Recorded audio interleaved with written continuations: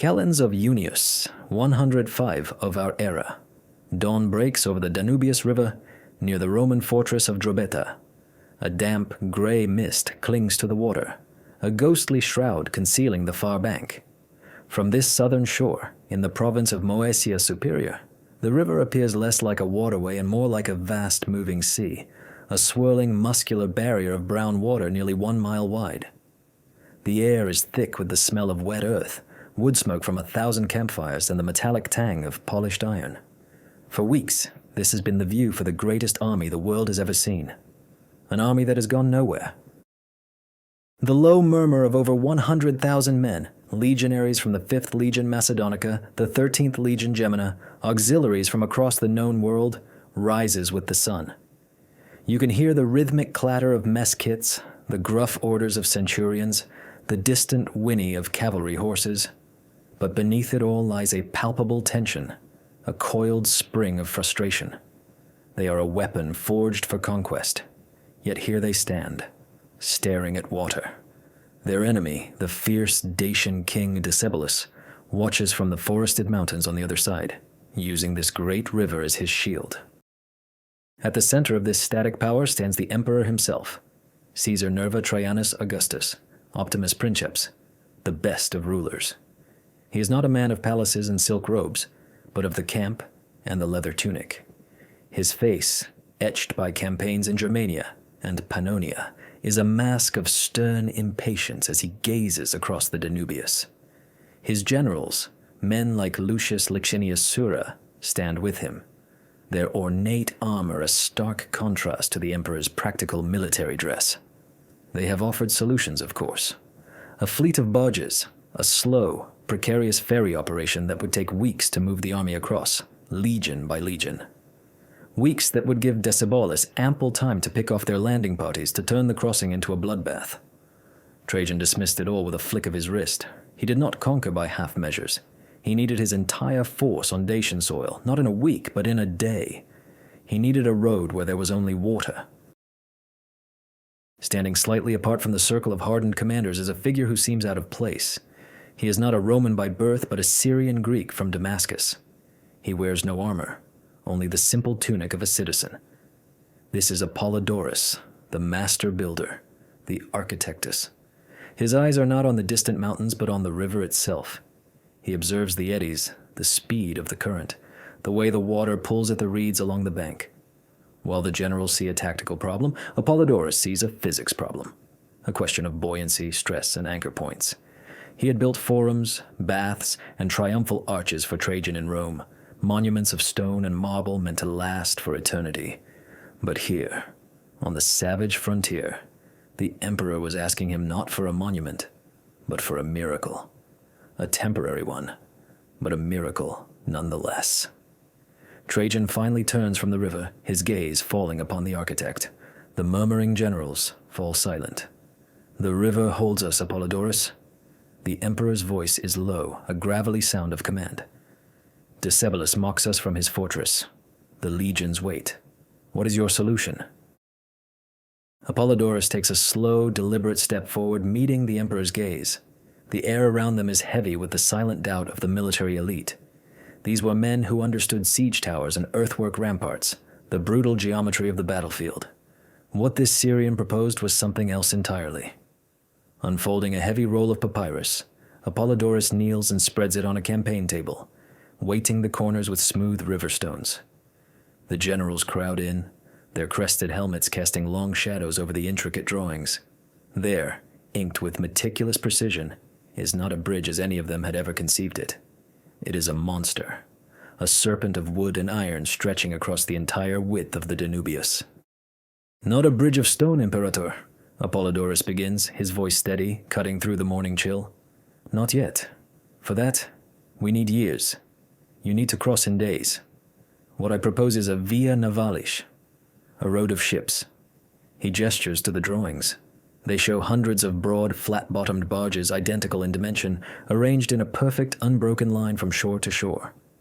We will fell the forests of Moesia, your legionary Fabri, the finest woodworkers, smiths, and engineers in the world, will construct these pontoons here, on this very bank, We standardize every plank, every joint. They will be an assembly line of hulls. A gruff centurion, his face a roadmap of old scars, scoffs audibly. Ships? The Danubius will splinter them like twigs. The current here can pull a war galley under. Apollodorus doesn't even glance at the man. His attention is solely on Trajan. He is right, Caesar. The current is the true enemy. A simple rope would snap. That is why we will anchor the river itself. His finger traces lines on the papyrus that radiate from the chain of boats. Massive wooden piles will be driven deep into the riverbed upstream, creating a breakwater to blunt the main force of the current. Then, each pontoon will be moored with iron chains, not rope, to immense anchor blocks dropped to the river floor. They will be cross-braced to one another, forming not a collection of boats, but a single, flexible structure. He continues, his voice gaining passion as he describes the final stage. Once the pontoon spine is secure, we lay the roadway. A solid, continuous deck of heavy timber, wide enough for 2 columns of legionaries to march abreast, complete with railings for safety. It will be a Roman road, solid and dependable, that just happens to float. Tens of thousands of your soldiers, their heavy equipment, even the cavalry, will cross as if they were walking on the Via Appia.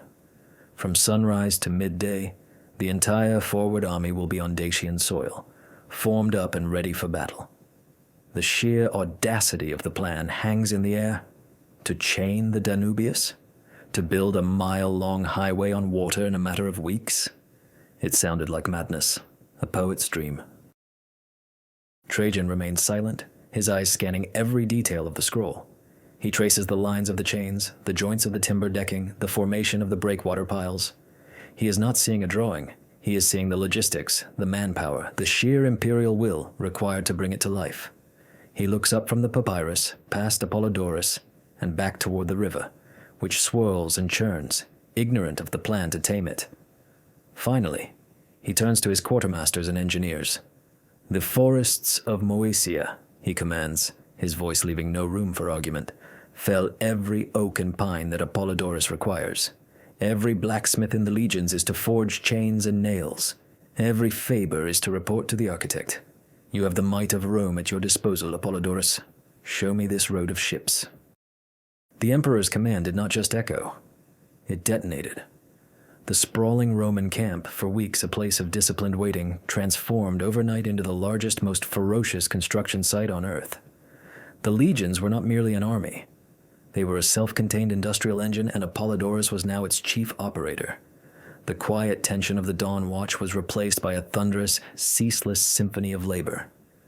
The first sounds came from the hills, the rhythmic, percussive shock of 10,000 axes biting into ancient oak and pine. Entire cohorts of the 5th Legion Macedonica, men who had been trained to build forts and siege engines, now moved through the forests with the ruthless efficiency of professional loggers. Centurions, their vine staffs now used to point out stands of timber rather than enemy formations, bellowed orders. The crash of falling giants echoed down to the river, a constant drumbeat marking the project's relentless pace. On the banks of the Danubius, the ground was cleared and leveled, not for a fortress but for a factory. Mules and oxen strained, dragging the massive logs to designated work zones. Here, the legionary fabri took over. You could see the division of labor that had conquered the world applied to wood and iron. In one area, hundreds of men worked massive 2-man saws, their muscles coiling as they turned raw trunks into uniform planks, the air growing thick with the sweet, sharp scent of pine resin. In another, specialists used adzes and planes to shape the curved ribs and hulls of the pontoons. Every piece was measured against master templates, ensuring that each of the hundreds of required barges would be an exact twin of the last. This was not craftsmanship. It was mass production on a scale the world had never witnessed. And then, there were the forges. 100 temporary smithies were erected, their charcoal fires glowing like malevolent red eyes day and night. The clang of hammer on anvil was a constant, deafening ring that never stopped. Here, blacksmiths, their bodies slick with sweat and soot, hammered glowing billets of iron into the components of the bridge. They forged nails by the barrelful, iron braces, and most importantly, the chains. Link by massive link, They created the iron serpents that would hold the bridge against the river's might. Each link was as thick as a legionary's wrist, tested for flaws, its creation a testament to the brute strength and metallurgical science of the Empire. Apollodorus moved through this controlled chaos like a ghost, his simple tunic a stark contrast to the sweat-stained leather and iron of the soldiers. He was everywhere at once, checking the angle of a pontoon's hull, rejecting a plank that showed the slightest knot, holding a newly forged chain link in his hands, feeling its weight and integrity. He spoke little, his authority absolute. A single, disapproving glance was enough to have a team of carpenters remeasure their work. He carried no sword or staff of office, only his drawings and his intellect, the most powerful weapons on the field. From the far side of the river, Dacian scouts watched from the cover of the dense forest. At first they saw only smoke and activity, but as the days turned into a week, then two, the purpose became terrifyingly clear. They were not building boats for an assault. They were building a solid object, a piece of land, to stretch across the water. They reported back to Decebalus of a sight that defied belief. The Romans were not preparing to cross the river. They were preparing to erase it. The construction of the pontoons was a masterpiece of terrestrial logistics, but the true battle would be fought on the water. As the first dozen barges were completed, hulking, boxy vessels of immense strength, Apollodorus shifted his focus to the river itself. The Danubius, swollen with spring melt from the Carpathian Mountains, was a brown, churning beast. Its current was a relentless, invisible force, powerful enough to tear a ship from its moorings and smash it against the rocks downstream. To build a bridge here was to build in the face of a constant fluid attack. Apollodorus' solution was to meet this force not with rigidity, but with a calculated combination of brute strength and engineered deflection. The work began upstream. Specialized barges fitted with powerful cranes and pile drivers operated by teams of legionaries were poled into the current. These were the workhorses of the Riverine Legion, men from the classis Flavia Mosica, sailors and marines whose lives were spent on these waters. With shouted orders synchronized to the rhythm of the waves, they maneuvered the first of the great wooden piles into position. These were not mere stakes. They were entire tree trunks, 30 feet long, their ends sharpened to a vicious point and shod in iron. The pile driver, a massive, lead-weighted block, was hauled to the top of its wooden frame by dozens of straining men.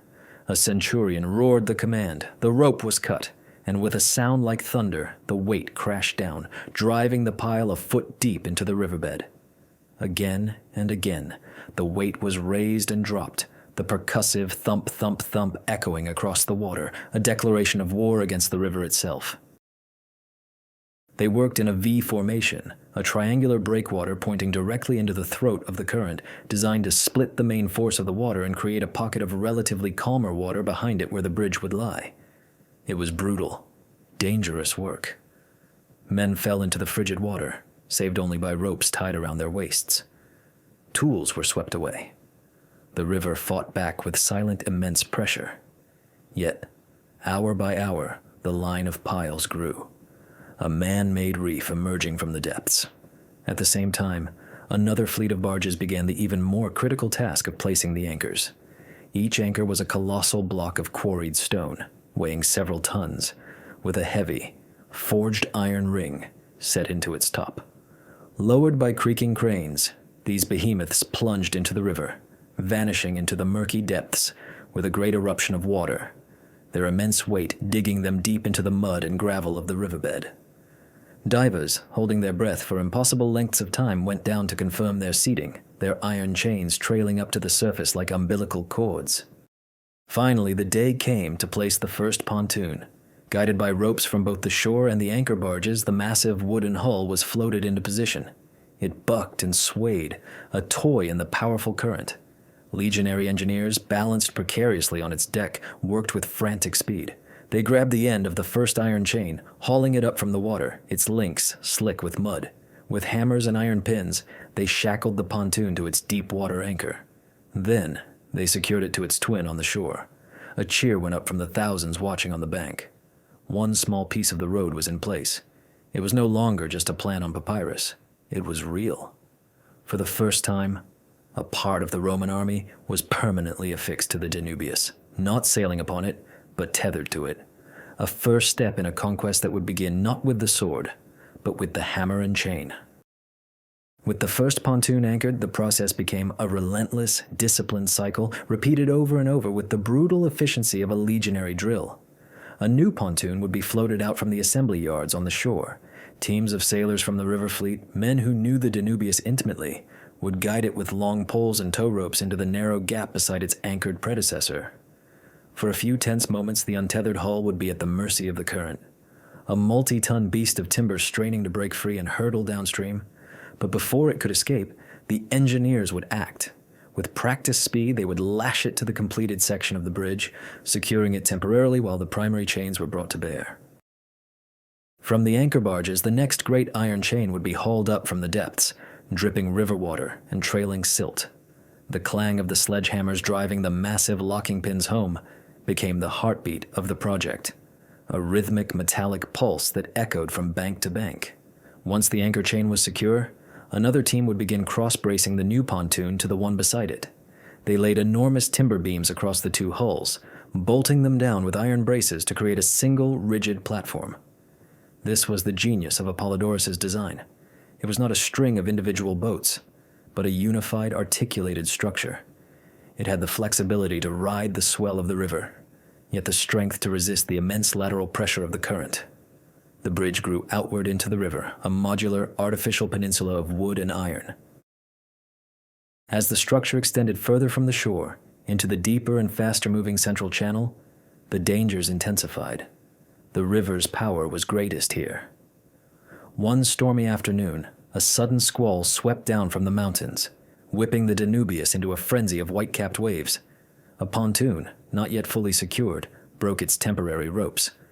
The centurion in charge, a man named Cassius Longinus, roared orders, but it was too late.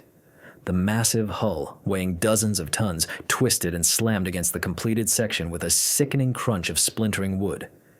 For a terrifying moment, it seemed the entire chain might rupture.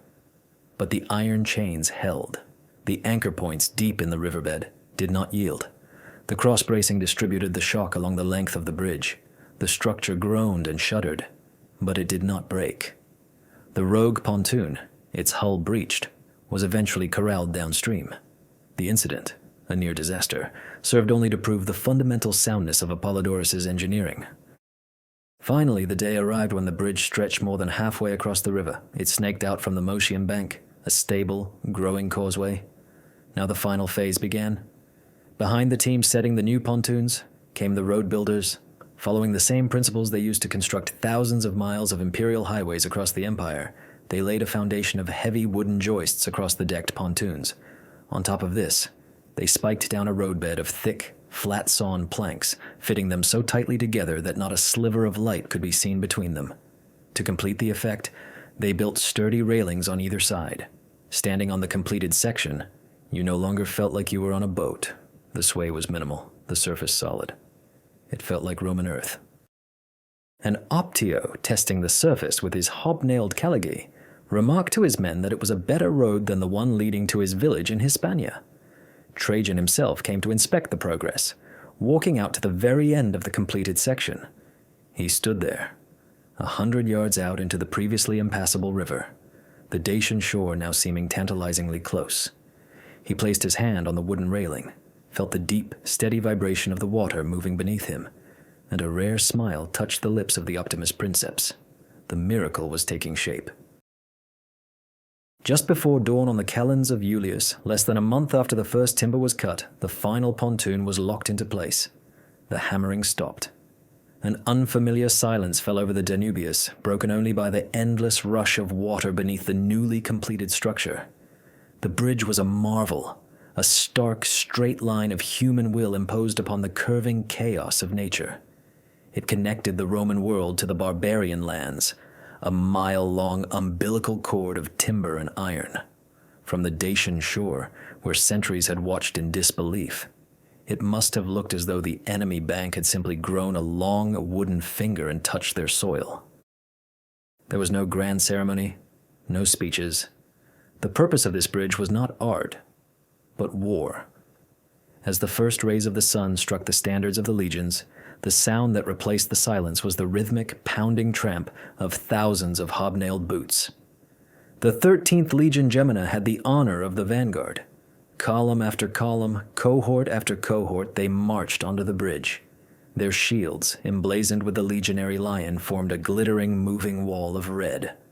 The structure barely seemed to notice their weight.